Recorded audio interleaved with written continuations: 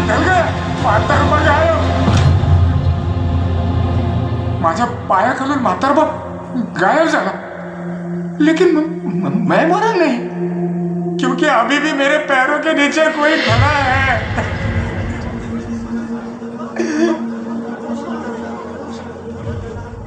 सूरज ढलने से पहले वो म्हातारबा ही था, लेकिन अब जो मेरे नीचे है वो कौन है? अब आवाज आने के बाद पता चला कि म्हातारबा मेरे नीचे खड़ा है. मेरे पैर उसके कंधे पर है. मुझे माफ करो सब लोग. तो गायब झालायस रे. हा काय गे नास्तिके, तुला काय वाटलं हिंदूंच्या देवाला एका मुस्लिम शेतकऱ्याची देहबोली कळायची नाही? रफिकची देहबोली तुम्हाला कळली, माझी नाही दिसली. मग झाडाची फांदी काय आपोआप तुटली काय ग? अगं वेडे, तुझ्या आणि रफ्याच्या मनातली आत्महत्या तर पहिल्याच दिवशी ओळखली होती मी. माझ्या नवऱ्याने मला दिलेला दागिना आहे तो. आता नवऱ्याला दिलेला दागिना बाई गळ्यातच घालणार ना. रफ्या तर दोरीकडे असा बघत होता की त्याला ती काढायची नव्हती, गळ्यात घालायची होती.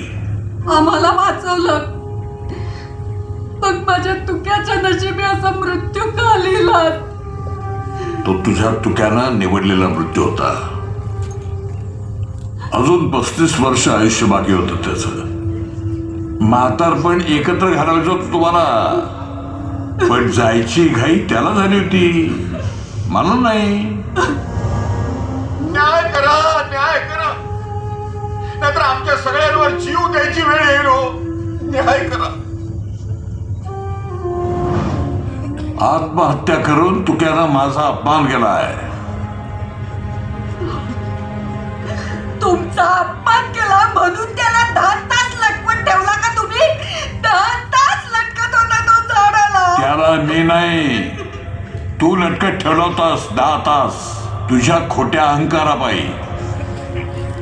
मी जर तुला लवकर घेऊन आलो नसतो तर अजून वेळ गेला असता. तुम्ही आणलात मला का? खोटं बोलताय देव असून.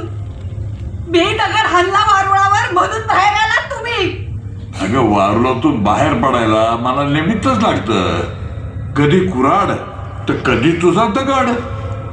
पण तिथून बाहेर आल्यानंतर इथवर बीच आणलं ना तुला. तुम्ही आणलात का? मी आणलंय तुम्हाला, नीट आठवा. कसं? तू कसं घेऊन आलीस मला?